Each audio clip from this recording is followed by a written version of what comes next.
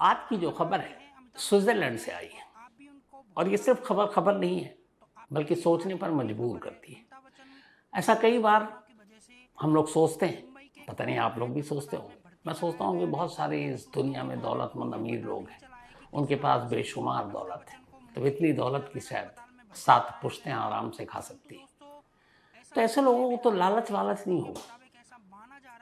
इतने पैसे हैं, क्या करेंगे? खर्च करना मुश्किल होता होगा। लेकिन कई बार जब ऐसी कुछ कहानियाँ सामने आती हैं तो लगता है यार कि इन रईसों, अमीरों और ऐसे छोटे-मोटे नहीं, दुनिया में जिनकी गिनती होती है, ब्रिटेन के सबसे अमीर शख्स, दुनिया में पूरे अमीरों की गिनती करें तो 100 150 के बीच में जिनका नाम, भारत में गिनती करें तो 7वें नंबर पर सबसे अमीर शख्स। ऐसे लोग इतने कंजूस कैसे हो सकते हैं, या फिर ऐसे लोग, ऐसा कैसे हो सकता है कि अपने ही लोगों का, गरीबों का, एक नौकर का हक मार लें? लेकिन अफ़सोस ऐसा होता है। बहुत पहले मुझे याद है एक ऑडियो लीक हुआ था, जो अंबानी फैमिली का था, अनिल अंबानी। और उसमें उस वक़्त अमर सिंह अब इस दुनिया में है नहीं और कई लोगों की बातचीत थी। तो उसमें कुछ टेंडर और उसकी बातचीत हो रही थी, अब भी सोशल मीडिया पर है। तो उसमें वो 1 खो खोखा, 2 खोखा या 5 ऐसे बात हो रही थी, मतलब 1 से लेके 5 करोड़ की वो डील, लेकिन उसमें भी 1-1 करोड़ पे सौदा हो रहा था। तब भी ये सोचा था कि यार इन लोगों के लिए 1 करोड़ क्या मायने रखता है, इनके पास हज़ारों, लाखों करोड़, उनके लिए 1 करोड़ का क्या मतलब है? लेकिन मतलब होता है।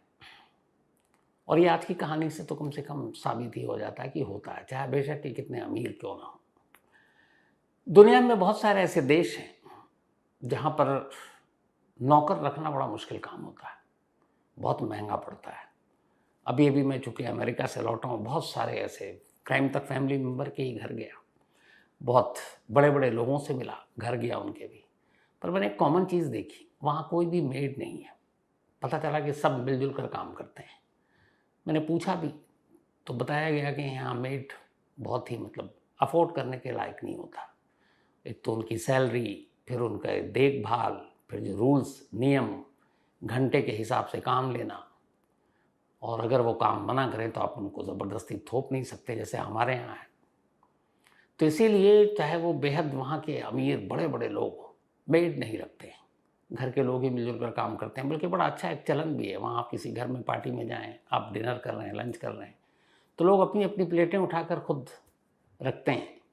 मतलब मिल-जुल कर सारा काम कर लेते हैं, तो शायद मेड की कमी खलती भी नहीं है। और उसकी वजह यही है कि अगर आप मेड रखेंगे तो वहाँ के रूल, रेगुलेशन, नियम, कानून सबको आपको मानना पड़ेगा। हिंदुजा परिवार बहुत बड़ा नाम है। आप लोगों ने सुना होगा इस नाम के आगे अगर मैं कहूँ, कितनी सारी तो कंपनियाँ हैं। क्या-क्या कंपनी है। इनकी अगर कंपनियों की बात करें, Hinduja group, Hinduja housing finance limited, Ashoka Leyland, कम से कम हम हिंदुस्तानी सबसे बेहतर जानते हैं क्योंकि जितनी भी ट्रक या बसें हैं, आप देखते होंगे अशोका लीलैंड की होती है। इसके अलावा हिंदुजा हॉस्पिटल, हिंदुजा बैंक, एक इंडसइंड बैंक, अभी हाल के क्रिकेट मैच में भी बड़ा उनका ऐड आ रहा था। इंडसइंड बैंक बहुत फेमस है। Hinduja Leyland finance limited, GOCL corporation limited, एक गल्फ ऑयल इंटरनेशनल, ये भी बड़ा मशहूर है गल्फ ऑयल का। इसके अलावा Quaker Houston international limited, Hinduja national power corporation. मतलब किस किस सेक्टर में ये नहीं है, हर सेक्टर में है। इनकी जितनी कंपनियों की अगर आप बात करें तो बहुत सारी, ये किस किस फील्ड में है देखिए, ये मीडिया में है, ये बैंकिंग फाइनेंस में है, ये पावर में है, ऑटोमोटिव में है, ये ऑयल एंड केमिकल्स में है, आईटी एंड साइबर सिक्योरिटी में है, रियल एस्टेट में है, इसके अलावा अलग अलग डेवलपमेंट्स के प्रोजेक्ट्स में है, ट्रेडिंग में है, हेल्थ केयर में है, हर जगह। $40 बिलियन का एम्पायर है इनका। हिंदुस्तान में 7वें नंबर पर हिंदुजा फैमिली का नाम आता है अमीरों की लिस्ट में, दुनिया में 134 नंबर पर आता है। और ब्रिटेन में जो सबसे अमीर आदमी है ब्रिटेन के सबसे ज़्यादा, उनमें पहले नंबर पर है गोपी हिंदुजा, ब्रिटेन के सबसे रईस आदमी। जैसे अपने इंडिया में अंबानी, फिर दूसरे नंबर पर अडानी। तो ये है हिंदुजा फैमिली का दबदबा, $40 बिलियन का एम्पायर, दुनिया के रईसों में इनका शुमार। और आज खबर में ये क्यों है? कल स्विट्जरलैंड की जिनेवा की एक कोर्ट ने एक फैसला सुनाया और इस फैसले के पीछे करीब 6 साल पुरानी एक कहानी थी।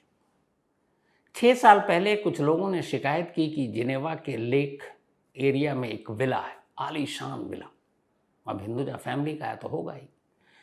उस विला में 3 नौकर काम करते थे और ये तीनों नौकर हिंदुजा की कंपनी जो इंडिया में है, यहां से उनको भेजा गया था। इससे पहले इस हिंदुजा फैमिली के इस विला में जितने भी लोग नौकर काम करते थे वो सभी इंडिया से ही भेजे जाते थे। और ये जो इस स्विट्जरलैंड के जिनेवा में ये विला है और जो यहाँ रहते हैं, इनमें हिंदुजा फैमिली के करीब 4 लोग रहते हैं और वहाँ से ही इनका कारोबार चलाते हैं। हिंदुजा परिवार ने अपने अलग अलग कारोबार सभी 4 भाइयों में बांट रखे थे। एक की तो खैर मौत हो गई, बाकी लोग वहाँ हैं। तो इन्हीं में से एक फैमिली हिंदुजा की, जिनमें प्रकाश हिंदुजा, जिनकी उम्र हालांकि बहुत बुजुर्ग हो गए हैं, बीमार भी हैं, लगभग 78 साल की उम्र है प्रकाश हिंदुजा, वो, उनकी वाइफ कमल हिंदुजा, जिनकी उम्र भी करीब 75 साल है, वो, और इन दोनों का एक बेटा अजय और उनकी पत्नी नम्रता, ये 4 लोग इस विला में रहा करते थे। 2018 में एक कंप्लेंट हुई कि जो हिंदुस्तान से ये लोग अपने विला में काम करने के लिए नौकरों को, सर्वेंट को इन्होंने बुलाया रखा है, उनके साथ काफ़ी जुल्म होता है। इसके ऊपर वहाँ के अटॉर्नी और बाकी लोगों के पास शिकायत हुई, उसके बाद जांच हुई, मामला कोर्ट में पहुँच गया। जब मामला कोर्ट में पहुँचा तो करीब 6 साल पुराना ये मुकदमा था, चलता रहा। हिंदुजा फैमिली ने कहा था कि नहीं, ये सब बकवास है, झूठ है, हमें बदनाम किया जा रहा है, लेकिन मुकदमा चलता रहा। और आखिरकार जिनेवा यानी स्विट्जरलैंड की एक कोर्ट ने कल फ्राइडे को अपना फैसला सुना और उस फैसले में उन्होंने हिंदुजा फैमिली के जो 4 भाई हैं, एक अब रहे नहीं, उनमें से 3 भाई, उनमें से एक जो सबसे बड़े भाई इनके प्रकाश हिंदुजा 78 साल और उनकी वाइफ कमल हिंदुजा, इन दोनों को इस मामले में गुनहगार ठहराया कि आपने अपने घर में रखे हुए नौकरों के साथ जानवरों से भी ज़्यादा बुरी हालत की और उनके सारे अधिकार एक इंसान होने के नाते वो छीने। जो स्विट्ज़रलैंड के कानून के हिसाब से उनकी तनख्वाह होनी चाहिए वो आपने नहीं दी। आपने उनकी आज़ादी छीनी, आपने उनके पासपोर्ट जब्त किए, आपने उन्हें एक तरह से कैद रखा, उस विला से बाहर जाने की उन्हें इजाज़त नहीं थी, आपने उनको बेसिक सुविधाएं नहीं दी, वो घर के बेसमेंट में ज़मीन पर गद्दे पर सोया करते थे। और जो स्विट्ज़रलैंड का कानून है 8 घंटे की नौकरी, आपने पर डे उन लोगों से 18 घंटे काम कराया। तो एक तो ये था, एक ये था कि ह्यूमन ट्रैफिकिंग, कि हिंदुस्तान से नौकर के नाम पर ये लोग वहाँ ह्यूमन ट्रैफिकिंग करते हैं। हालांकि ये सीरियस एलिगेशन था, लेकिन कोर्ट ने उस मानव तस्करी के इल्ज़ाम को खारिज कर दिया। उन्होंने कहा नहीं, जितने भी वहाँ नौकर गए उन्हें मालूम था कि उनसे क्या काम कराया जाएगा, इसलिए वो मानव तस्करी की बात गलत है। लेकिन ये जो है कि इन्होंने नौकरों के साथ ज़्यादती की कम पैसे पर, और यहाँ तक कि उससे ज़्यादा अच्छी ज़िंदगी तो इन हिंदुजा परिवार की उसी विला में पल रहे कुत्तों की थी। तो इन सारी चीज़ों को देखते हुए कोर्ट ने वहाँ की कल फ्राइडे को अपना फैसला सुनाया। प्रकाश हिंदुजा और उनकी वाइफ कमल हिंदुजा को 4.5 साल कैद की सज़ा सुनाई। उनके बेटे और बहू यानी अजय हिंदुजा और उनकी वाइफ नम्रता हिंदुजा को 4 साल कैद की सज़ा सुनाई। और एक उनके मैनेजर हैं, सर्विस मैनेजर हैं, उनको 18 महीने यानी 1.5 साल कैद की सज़ा सुनाई। अब जैसे ही ये फैसला आया, हंगामा मच गया। कोई छोटी मोटी चीज़ तो है नहीं, हिंदुजा फैमिली तोप है। अब ऐसे तोप लोगों को, और जो इल्ज़ाम लगा और जिस पर सज़ा हुई, और उम्र भी है 75-78 साल, अब इस उम्र में जेल जाएंगे, तो ये बड़ी अजीब चीज़ थी। लेकिन कोर्ट ने सारे सबूतों और गवाहों को ध्यान में रखते हुए फैसला सुनाया। और अपने फैसले में जो सबसे अजीब और मतलब ये वो चीज़ें थी जो सामने रखी गई, उसमें यह था कि 3 सर्वेंट जो 2018 में इंडिया से स्विट्ज़रलैंड पहुंचे, उनको पर डे 18 घंटे काम कराया जाता था। और पर डे जो उनकी दिहाड़ी मजदूरी थी वो उन्हें देते थे, जो इंडियन करेंसी में बनता है, वो करीब 654 रुपये 18 घंटे के, 654 654 रुपीज़। जबकि ये जो स्विट्ज़रलैंड का मिनिमम वेजेस है, वहाँ की जो दिहाड़ी है मजदूरी, उससे लगभग 10 गुना कम है। लेकिन वो 8 घंटे के लिए, तो 10 गुना को अगर आप हिसाब से जोड़ लीजिए, 600 भी रख लेते हैं तो 6000 सिर्फ 8 घंटे के। लेकिन ये नौकर 18 घंटे काम कर रहे थे और उन्हें मिल रहा था 654 रुपये, वो भी इंडियन करेंसी में। और वो ये इसलिए कि जब इन नौकरों को हिंदुजा फैमिली के उस विला में रखा गया तो वहाँ से उन्हें बाहर जाने की इजाज़त नहीं थी, विला के अंदर ही कैद रहते थे, पासपोर्ट पहले ही रख लिया गया था। और ये तमाम उन नौकरों को वहाँ भेजा जाता था जिनको अंग्रेज़ी नहीं आती, इंग्लिश नहीं आती, ताकि कभी वो बाहर भी जाए तो ना किसी से अपनी बात कह सके दिल की, न कुछ और शिकायत कर सकें, क्योंकि भाषा तो आती नहीं इंग्लिश उनको। तो ख़ासतौर पर ऐसे लोगों की भर्ती की जाती थी, तो वहाँ इनको रखा गया। अब जाहिर सी बात है कि जब वहाँ ये स्विट्ज़रलैंड में काम कर रहे हैं तो इनको जो सैलरी मिलनी चाहिए थी वो स्विस फ्रैंक के हिसाब से मिलनी चाहिए थी, जो स्विस की करेंसी है, उस करेंसी में इनको पैसा दिया जाना चाहिए। लेकिन नहीं, हिंदुजा फैमिली इन नौकरों की तनख्वाह इंडिया में इंडियन बैंक के थ्रू उनके फैमिली को भेजती थी, वो भी रुपीज़ में, रुपए में, पैसे, मतलब जो हमारी करेंसी है। तो अब यहाँ पे भी घालमेल हो गया, कहाँ स्विस करेंसी में पैसे मिल रहे थे, कहाँ इंडियन करेंसी में मिल रहे हैं, तो वैसे ही कम हो गए। और दूसरा, 8 घंटे की जो मजदूरी थी वो 10 गुना ज़्यादा मिलनी चाहिए थी, आप कम दे रहे हैं और 8 की जगह 18 घंटे पर डे काम करा रहे हैं। कोर्ट के सामने जो चीज़ रखी गई वो ये थी कि हर नौकर को पर डे 654 रुपये मिल रहे थे, 7.8 स्विस फ्रैंक था, जो इंडियन रुपीज़ में अगर कन्वर्ट करें तो 654 रुपये। जबकि उसी विला में हिंदुजा के जो उन्होंने कुत्ते रख रखे थे, जो डॉग्स उनके पालतू थे, उनके ऊपर सालाना 8 लाख रुपए इंडियन करेंसी में खर्च होता था, 8 लाख रुपए इंडियन करेंसी में। और इन नौकरों में से हर नौकर के ऊपर सालाना, अगर साल की बात करें तो 2.38 2,38,000 रुपये नौकरों की एक साल की तनख्वाह वो देते थे। एक नौकर की तनख्वाह एक साल की 2,38,000 रुपये, और एक कुत्ते का एक साल का खर्चा 8 लाख रुपए। अब आप अंदाज़ा लगा लीजिए, कुत्ता खुशनसीब होगा क्योंकि इंसान उससे पीछे है। और वो नौकर सोचते होंगे, यार कुत्ते की क्या ज़िंदगी है और हमारी क्या ज़िंदगी है। और सबसे बड़ी बात, जो मालिक है, देखिए दुनिया के रईसों में शुमार है और उसने ये कर रखा है। तो जब ये सारी चीज़ें आई तो कोर्ट के सामने सारी चीज़ें रखी गई, इन नौकरों की गवाही हुई। और जब हिंदुजा फैमिली को लगा कि ये मामला उनके तरफ से अब फिसल रहा है, शायद अदालत उनके खिलाफ फैसला सुना सकती है, तब उन्होंने कुछ समझौता करने की भी कोशिश की थी। लेकिन अदालत को ये जानकारी मिल गई। उसके बाद कुछ ऐसी बेशकीमती गहने वहने थे जिनको दे वे कर सब ख़त्म करना था। लेकिन कोर्ट के कहने पर वो सारी चीज़ें वक्त से पहले जब्त कर ली गई और फिर फ्राइडे को कोर्ट ने अपना फैसला सुनाया। हालांकि हिंदुजा फैमिली अभी जेल नहीं गया, इसलिए कि इस फैसले को उन्होंने ऊपरी कोर्ट में चैलेंज करने की बात की है। और दूसरा, उन्होंने ग्राउंड ये दिया है कि जो दोनों बुजुर्ग हिंदुजा हस्बैंड वाइफ हैं, उन दोनों की तबीयत ठीक नहीं है और वो हॉस्पिटल में, तो इस वक्त गिरफ्तारी नहीं हुई है। लेकिन अपने आप में ये बेहद शर्मनाक बात है कि एक हिंदुस्तानी, इंडियन ओरिजिन ही है, और हिंदुस्तान से वहाँ पर उन्होंने घर के मदद के लिए, काम के लिए नौकरों को बुलाया, और उसके साथ देखिए कि उसकी ज़िंदगी कैसी और उनके घर में पल रहे पालतू कुत्तों की ज़िंदगी कैसी। अब मैंने इसीलिए हिंदुस्तानी शब्द कहा कि हालांकि ये इंडियन ओरिजिन ज़रूर है, लेकिन अब हिंदुजा फैमिली एक तो भारतीय मूल के हैं, लेकिन अब ब्रिटिश सिटीजनशिप है। इनमें से ये जो मुकदमा चल रहा है, इन्होंने स्विस सिटीजनशिप ले रखी है 2000 में ही। अब ये हिंदुजा फैमिली है कौन? नाम तो आप सब ने सुना होगा। और मुझे एक बार मौका मिला था, शायद 2001-2 की बात होगी, दिल्ली में पटियाला हाउस में एक बोफोर्स कांड की कुछ सुनवाई हुई थी। उनमें से इन्हीं में से एक भाई कि पटियाला हाउस के कोर्ट में पेशी थी, तब मैंने टीवी में आया था और मैंने उसको कवर किया था, और तब मैं वहाँ उनसे मिला था पहली बार।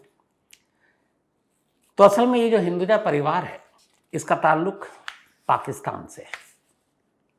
आज़ादी से पहले जब देश का बंटवारा नहीं हुआ था तब ये लोग पाकिस्तान में थे और हिंदुजा परिवार या हिंदुजा का एम्पायर खड़ा करने वाला जो शख्स था वो थे परमानंद दीपचंद हिंदुजा, जो पाकिस्तान में रहते थे।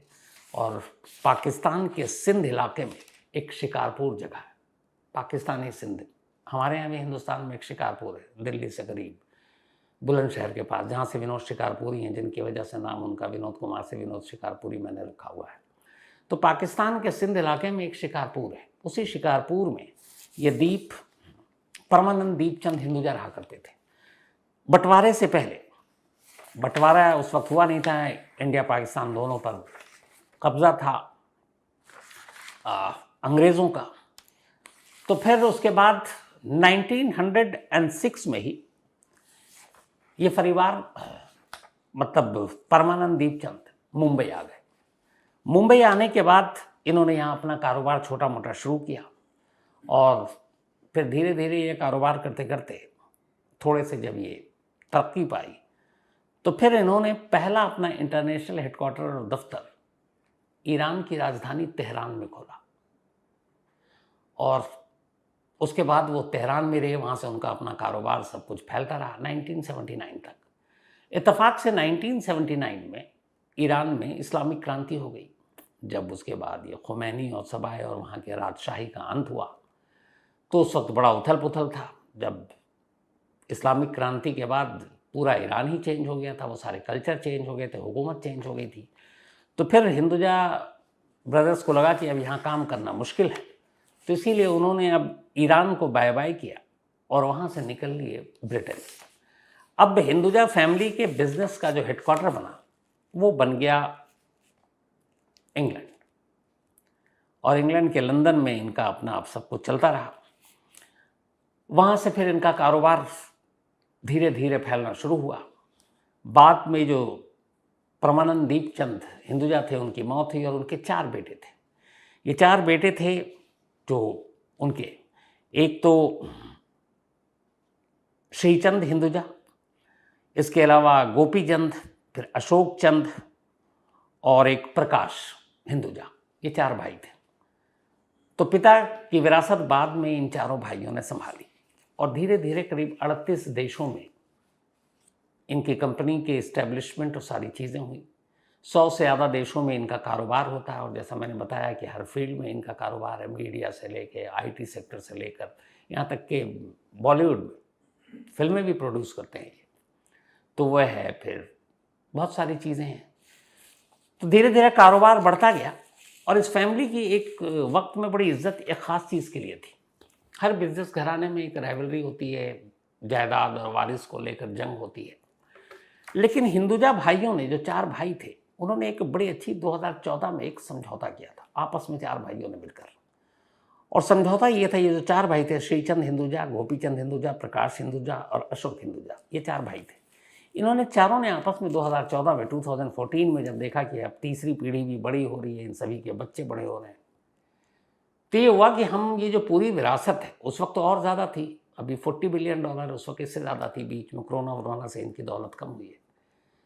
तो ये चारों भाइयों ने एक समझौते पे दस्तखत किया और वो समझौता ये था कि हम चारों भाइयों के पास जो भी मिल्कियत है, जो भी दौलत है, जो भी प्रॉपर्टी है,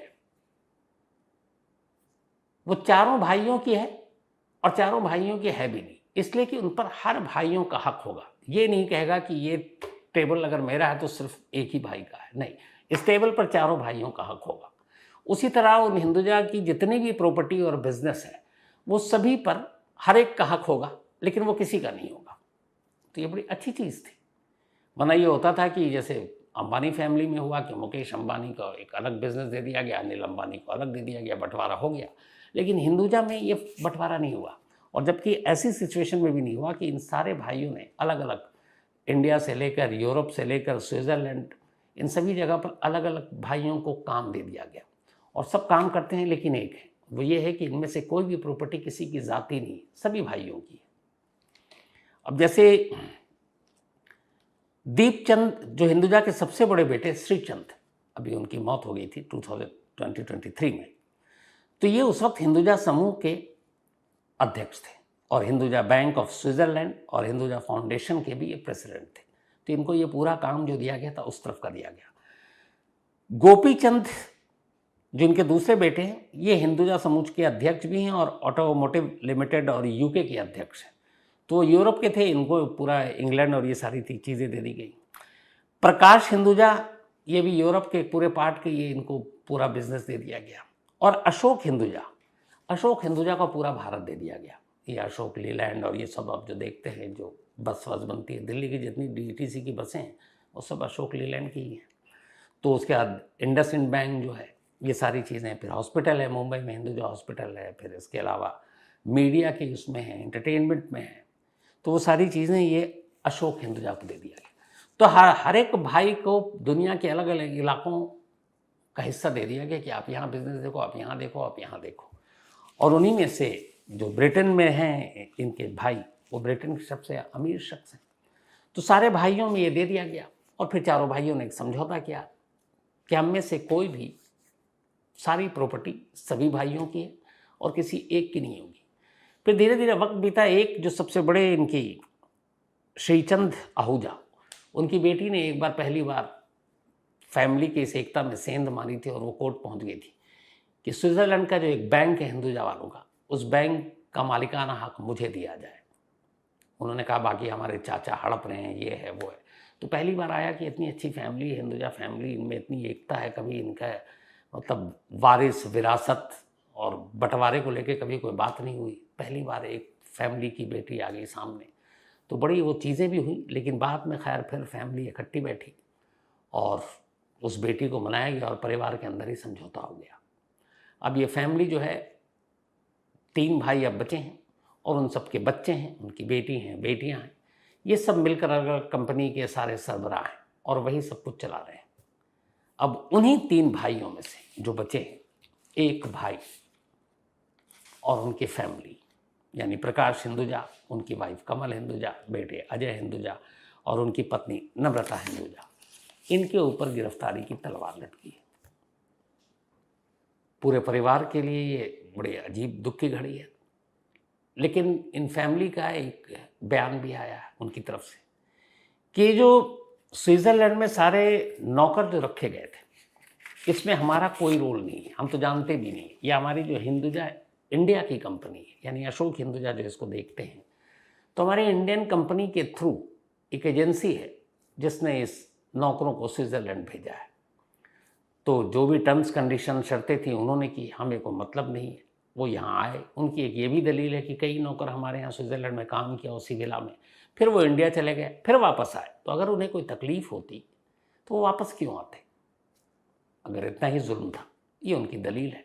लेकिन जो फैक्ट्स हैं वो ये हैं कि हिंदुजा फैमिली ने स्विट्ज़रलैंड के अपने आलीशान कोठी के अंदर 3 नौकरों को कुत्तों से भी ज़्यादा बदतरीन ज़िंदगी दी थी।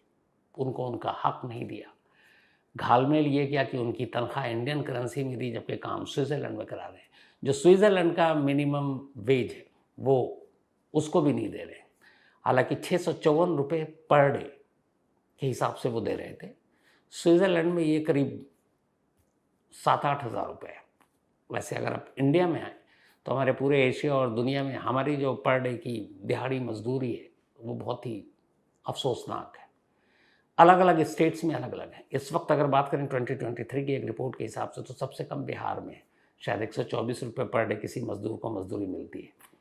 और पूरे इंडिया की बात करें तो शायद सबसे ज़्यादा दिल्ली में है, 450 या 60 रुपीज़ के आसपास पर डे एक मिनिमम वेज जो है, न्यूनतम मजदूरी जिसको कहते हैं।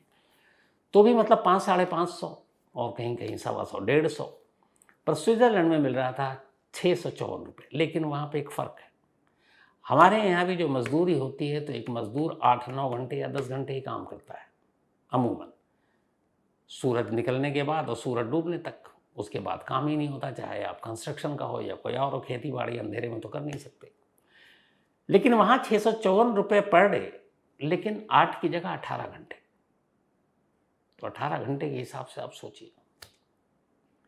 तो जैसा मैंने शुरू में कहा था कि बहुत सारे ऐसे लोग जो इतने अमीर होते हैं, जिनकी गिनती होती है दुनिया में, दौलत इतनी की पता नहीं खर्च कैसे करें, और वो भी कुछ हज़ार किसी गरीब का हक मारने में, मतलब शर्माते ही नहीं है। इसीलिए कहते हैं इंसान इंसान है, लालच कभी भरता नहीं, और इसी लालच की वजह से ये सारी चीज़ें होती हैं। और ये लालच क्यों होता है, इसके लिए बड़ी खूबसूरत एक शेर है वो किसी का कि हज़ारों ख्वाहिशें ऐसी कि हर ख्वाहिश पे दम निकले, बहुत निकले मेरे अरमान फिर भी कम निकले। मतलब एक इंसान की ख्वाहिश जो है वो कभी रुकती नहीं है। ये कभी आप आजमा के देख लीजिए। हर कोई चाहता है काश मेरे पास ये होता, जब वो होता तो सोचता वो होता। जैसे मैं ही बैठा हूँ, मुझे ही बचपन में ये था कि एक साइकिल ले ले, किसी तरह एक यार उस वक्त हीरो साइकिल था, साइकिल मिल जाए तो मेरी ज़िंदगी कामयाब है। फिर थोड़ा बड़ा हुआ तो लगा कि यार ये RX 100 क्या मोटरसाइकिल है, बेहतरीन आवाज़ करती है, काले रंग की, अगर ब्लैक मिल जाए तो फिर यामाहा, मज़ा आ जाएगा। फिर ज़िंदगी में कुछ नहीं चाहिए, वो भी मिली। फिर लगा यार ये लोग जो कार में घूमते हैं कैसे होते हैं, काश कोई अपनी कार हो, वो भी मिल गई। फिर ऐसे ख्वाहिशें बढ़ती जाती हैं कि यार ये छोटी कार है, ये बड़ी कार है, फिर ये ऑटोमेटिक कार है, फिर ये उससे भी बेहतरीन कार है, फिर ये घर है, इससे बेहतर वो घर है, उसके बाद कोठी है, विला है।